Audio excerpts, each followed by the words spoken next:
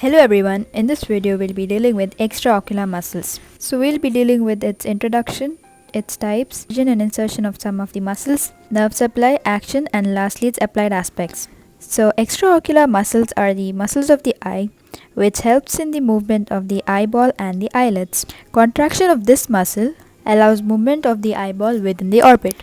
It is of two types, namely voluntary and involuntary muscles. There are 7 voluntary muscles, 4 rectus, 2 oblique, and 1 levator palpebrae superioris muscle. Involuntary muscles are the 2 tarsal muscles and 1 orbitalis muscle. 4 rectus muscle includes superior, inferior, lateral, and medial rectus, whereas the oblique muscles include superior and inferior oblique.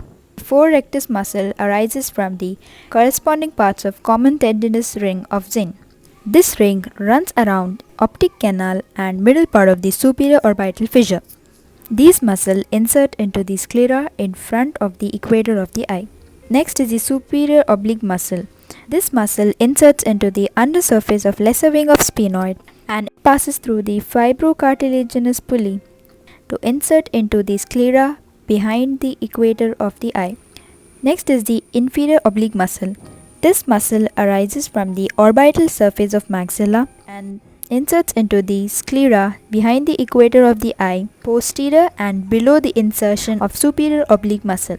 Next is the levator palpebrae superioris muscle. It arises from the roof of orbit, or rather the lesser wing of sphenoid, above the optic canal, and inserts into the eyelid by splitting into 2 lamellae, that is the voluntary and the involuntary lamellae. Next we move on to its nerve supply. All the muscles are supplied by the third cranial nerve, that is the oculomotor nerve, except lateral rectus and superior oblique muscle, which is supplied by 6th and the 4th cranial nerve respectively, that is the abducen and the trochlear nerve. Next we move on to its actions.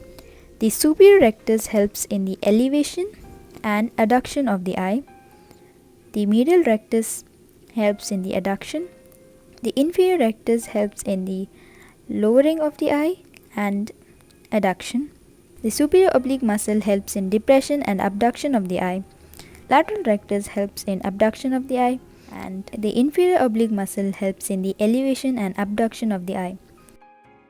Furthermore, the superior oblique and superior rectus muscle helps in intorsion of the eye, that is movement of the eye towards the nose, while the inferior oblique and inferior rectus muscle helps in extorsion of the eye. Now finally, the applied aspect, which includes squint. Squint is a condition which is caused by the paralysis of extraocular muscle, which causes deviation of the eyeball to the opposite side, resulting in double vision. Nystagmus is the rhythmic oscillatory movement of the eyeball.